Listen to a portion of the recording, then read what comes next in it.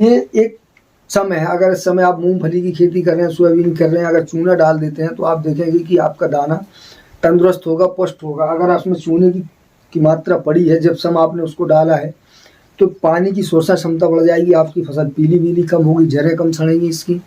और अगर चूना जैसे सीधे जो चूना खड़ा होता है तो ये नुकसान भी कर सकता है। तो इसलिए अगर आप पहले से डालते हैं और डालने के बाद वो खेत में एक दो जुताई हो जाती है, एक दो पानी लग जाता है, तो ये अच्छे से मिट्टी में मिल जाता है और ये मिट्टी बन जाता है। और जब तक आपका पौधा बुवाई होगा, ट्रांसप्लांट होगा या वो काम करेगा, तब तक ये पौधा उसको जिस रूप में लेना चाहता है, ये धीरे धीरे मिट्टी में मिलकर उस रूप में कन्वर्ट हो जाता है।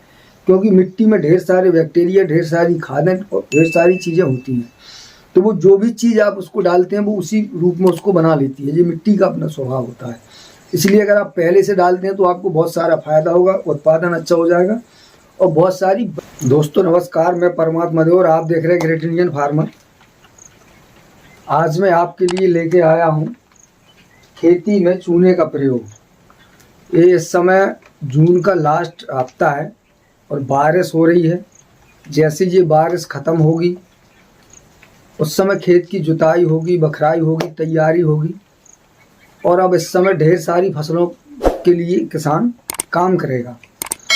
तो अगर आपने अपनी खेती में यूरिया का प्रयोग काफ़ी दिनों से और काफ़ी मात्रा में किया है, तो अब आपको चाहिए कि आप अपनी खेती में चूने का प्रयोग करना शुरू कर दें। और ये इसलिए क्योंकि उसकी पीएच वैल्यू यूरिया के ज़्यादा प्रयोग से गिर जाती है, इसलिए धीरे धीरे उत्पादन घटता जाता है। और अगर आप यूरिया की मात्रा फिर आपको ज़्यादा लगती है, आप फिर और ज़्यादा यूरिया डालते हैं, उसका पीएच लेवल और ज़्यादा गिर जाता है, मिट्टी और ज़्यादा यूरिया मांगती है और धीरे धीरे उसकी उर्वरक क्षमता कमज़ोर होने लगती है। तो आपको यूरिया का प्रयोग कम करना पड़े और आपकी उर्वरता अच्छी बनी रहे, साथ ही आपके पौधे में जो फूल और फल निर्माण करने की जो प्रक्रिया होती है उसमें कभी गड़बड़ी ना हो, फूल ड्रॉप ना हो, मिट्टी अच्छी हो, पौधा अच्छा हो। तो अब आपको चाहिए कि खासकर उन किसानों ने जिन्होंने गेहूं में एक एक कुंटल यूरिया डाल देते हैं, एक एक एकड़ में 1.5 कुंटल डाल देते हैं, उनको तो अनिवार्य रूप से चूने का प्रयोग कर देना चाहिए। तो ये जानकारी बहुत महत्वपूर्ण है और ये वीडियो आपको पूरा देख लेना चाहिए।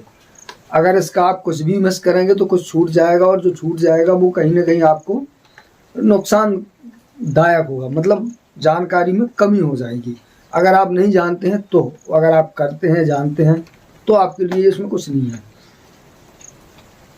तो ये जो चूना होता है ये किसी एक फसल के लिए नहीं होता है, ये XYZ क्रॉप के लिए होता है। खेती में जो मिट्टी होती है उसमें चूने की काफ़ी ज़्यादा मात्रा होनी चाहिए, या होती भी है, पहले ही से होती है। पर जो हम आज खादें प्रयोग कर रहे हैं, इसमें खादों में क्या होता है कि खादों का एक शेड्यूल सिस्टम होता है कि किसी चीज़ की अधिक मात्रा होने से किसी दूसरे न्यूट्रिशन की वैल्यू को वो कम कर देती है, और जब दूसरे की कम होती है तो तीसरे, चौथे, पाँचवें ऐसे अन्य न्यूट्रिशनों की वैल्यू धीरे धीरे घटती जाती है। इसीलिए मिट्टी की उर्वरक क्षमता कमज़ोर नहीं होती है। क्या होता है कि न्यूट्रिशन का जो बैलेंस होता है क्रॉप बाई क्रॉप, वो खराब हो जाता है। और जब वो खराब हो जाता है तो कभी कोई फसल में फल अच्छा नहीं लगेगा, आपका पौधा बढ़िया होगा और उसमें दाने कम होंगे, मिट्टी में मतलब कैल्शियम की कमी होगी तो पौधा पोटास नहीं उठाएगा, मैग्नीशियम की कमी होगी तो प्रकाश संश्लेषण अच्छा नहीं कर बनाएगा पौधा, तो पौधा तो होगा पर उत्पादन नहीं होगा। तो ये चीज़ें न्यूट्रिशन के बैलेंस खराब होने की वजह से होती हैं। और ये न्यूट्रिशन का बैलेंस अक्सर होता है मिट्टी के पीएच के घटने या बढ़ने से। तो क्रॉप के हिसाब से अगर आपकी मिट्टी का बैलेंस पीएच सही है, ज़्यादातर जांच और प्रयोगशालाएं किसानों के पास अवेलेबल नहीं हैं और चीज़ें अच्छे से नहीं मिल पा रही हैं, ज़्यादातर किसान एक्टिवेट नहीं हैं। ऐसे में सबसे आसान और सरल तरीका है चूने का प्रयोग, जो मैं अक्सर अपनी खेती में करता रहता हूँ। या ये कहिए कि मैं अगर प्रतिवर्ष नहीं डाल पाता तो एक साल छोड़ के एक साल या साल में कभी भी जब मैं खेत की जुताई करता हूँ तो मैं अपने खेत में 1 से 1.5 क्विंटल चूना 3 एकड़ में अक्सर डालने की कोशिश करता हूँ।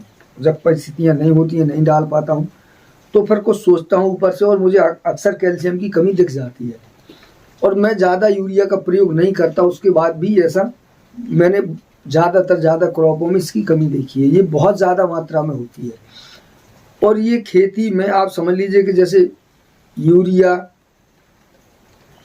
DAP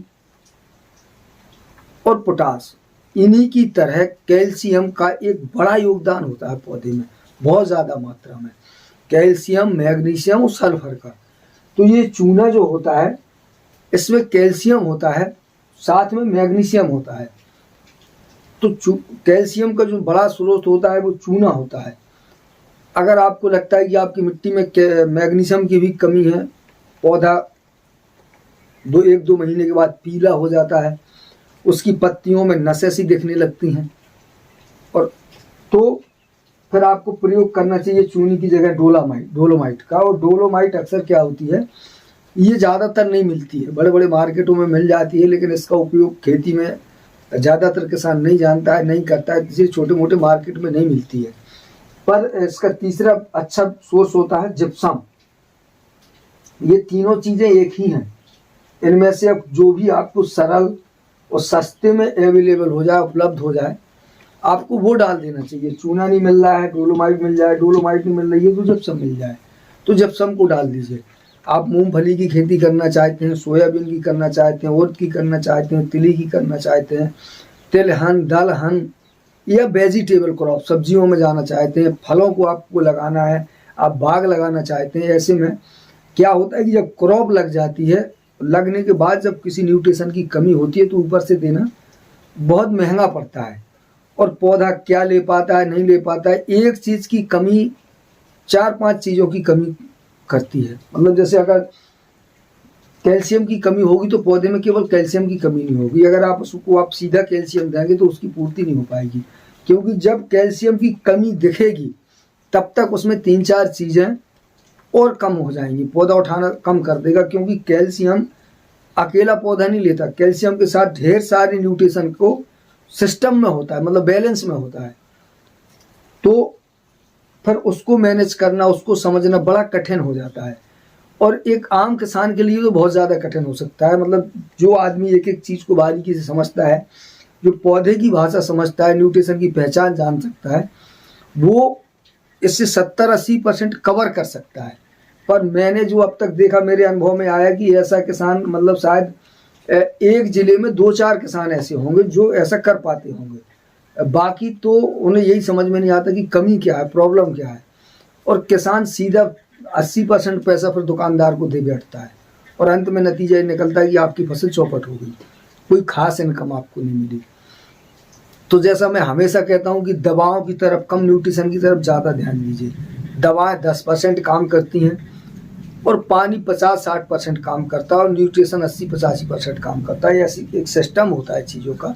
तो सारी जानकारियाँ आपके पास होना बहुत ज़रूरी है। इसके लिए बहुत सारे वीडियो, जैसे चूने के लिए अगर इसकी ज़्यादा डिटेल चाहते हैं, कैल्शियम का वीडियो 1-2 वीडियो चैनल पर पड़े हैं, आप जाके वो वीडियो कैल्शियम वाले देखेंगे तो आपको बहुत सारी जानकारी मिल जाएगी।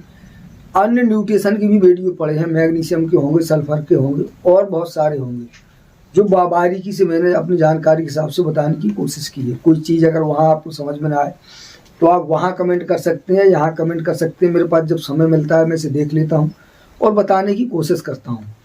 तो ये एक समय है, अगर इस समय आप मूंगफली की खेती कर रहे हैं, सोयाबीन कर रहे हैं, अगर चूना डाल देते हैं तो आप देखेंगे कि आपका दाना तंदुरुस्त होगा, पुष्ट होगा। अगर उसमें चूने की मात्रा पड़ी है, जब सम आपने उसको डाला है, तो पानी की शोषण क्षमता बढ़ जाएगी, आपकी फसल पीली कम होगी, जड़ें कम सड़ेंगी इसकी। और अगर चूना जैसे सीधे जो चूना खड़ा होता है तो ये नुकसान भी कर सकता है। तो इसलिए अगर आप पहले से डालते हैं और डालने के बाद वो खेत में 1-2 जुताई हो जाती है, 1-2 पानी लग जाता है, तो ये अच्छे से मिट्टी में मिल जाता है और ये मिट्टी बन जाता है। और जब तक आपका पौधा बुवाई होगा, ट्रांसप्लांट होगा या वो काम करेगा, तब तक ये पौधा उसको जिस रूप में लेना चाहता है, ये धीरे धीरे मिट्टी में मिलकर उस रूप में कन्वर्ट हो जाता है। क्योंकि मिट्टी में ढेर सारे बैक्टीरिया, ढेर सारी खादें और ढेर सारी चीज़ें होती हैं, तो वो जो भी चीज़ आप उसको डालते हैं वो उसी रूप में उसको बना लेती है। ये मिट्टी का अपना स्वभाव होता है। इसलिए अगर आप पहले से डालते हैं तो आपको बहुत सारा फायदा होगा, उत्पादन अच्छा हो जाएगा और बहुत सारी बचत हो जाएगी। तो जिप्सम मार्केट में सस्ती मिलती है, सस्ते रेटों में मिलती है, आप वहाँ से ले सकते हैं। जिप्सम के लिए मार्केट में मैंने देखा था कि जिप्सम एक नई तरीके से आ रही है आजकल, जो छतें वतें डलती हैं उसमें जो ग्रेनेल बनाते हैं लोग, उसके लिए, उसकी बाउंडिंग बनाने के लिए, बैंडिंग एंडिंग के लिए पिसे रूप में जिप्सम मार्केट में आ रही है। सफ़ेद चूने जैसा पाउडर होता है। अगर वैसी जिप्सम आपको अवेलेबल नहीं हो रही है तो वो काफ़ी सस्ती 300-350 रुपये की बोरी आती है, आप उसका उपयोग कर सकते हैं। चूना 300-350 रुपये का 50 किलो मार्केट में मिलता है। डोलोमाइट का भी लगभग यही मोटा मोटा रेट है। आप मार्केट में लेके जो भी चीज़ तीन में से उपलब्ध हो जाए, तीनों एक ही काम करेंगी, जिसमें सबसे बेटर काम करेगी जिप्सम। जिप्सम के सेकंड काम होता है डोलोमाइट का, और तीसरे नंबर का काम होता है चूने का। डोलोमाइट में मैग्नीशियम की मात्रा ज़्यादा होती है, जिप्सम में सल्फर होता है, कैल्शियम होता है, मैग्नीशियम होता है। चूने में केवल चूना और मैग्नीशियम होता है। चूना की मात्रा सबसे ज़्यादा होती है, मैग्नीशियम कम होता है। मतलब चूना 70-75%, 80% तक होता है, और मैग्नीशियम की मात्रा 15 से 20% होती है। बाकी थोड़ा बहुत मिट्टी भी होती है, पत्थर होता है। तो इनमें से जो सरल हो आप डालिए। जैसे ही आप डालेंगे, इस साल खेती करेंगे, फसल में आपको कुछ ना कुछ रिजल्ट दिख जाएगा। और जैसे आपको यूरिया डालनी है या डाल रहे हैं, तो जो लोग यूरिया का ज़्यादा प्रयोग कर रहे हैं उनको मैं फिर कहना चाहूँगा कि आपकी मिट्टी का पीएच गिर गया होगा गारंटी से, और यूरिया की मात्रा आप प्रतिवर्ष बढ़ाते चले जाएंगे। एक दिन आप परेशान होंगे, क्रॉप कम होगी। अगर आप चूना डालते रहेंगे तो आप यूरिया भी डालते रहेंगे, मिट्टी अच्छी रहेगी, सुरक्षित रहेगी और बढ़िया रहेगी। तो ये जानकारी जो मेरे पास थी, सीजन चल रहा है, मैंने दे दी। और तैयार हो जाइए वेजिटेबल वालों के लिए। सब्जी वब्जी की खेती कर रहे हैं तो बिल्कुल एकदम कंप्लीट करिए, नर्सरी वर्सरी वगैरह डालिए, सीजन आ गया है। और नर्सरी की बहुत सारी जानकारियाँ पड़ी हैं चैनल पर। जो नए लोग आते हैं वो हमेशा पूछते हैं, तो प्लीज़ चैनल पर विजिट करिएगा। और मैंने कोशिश भर के जानकारी ऐसी दी है कि अगर आपको कुछ भी नहीं आता है तो आपका नुकसान नहीं होगा, आप पीछे नहीं हट पाएंगे, फेल नहीं होंगे। पर वीडियो को पूरा ध्यान से देखिए, समझ में ना आता है 2-3 बार देखिए, उसको डाउनलोड कीजिए, अकेले में शांति से देखिए, समझ में आ जाएगा। जब ना आए तब कमेंट करिएगा, बताने की कोशिश करूँगा। फिलहाल इसको यहीं पर रोकते हैं। नमस्कार।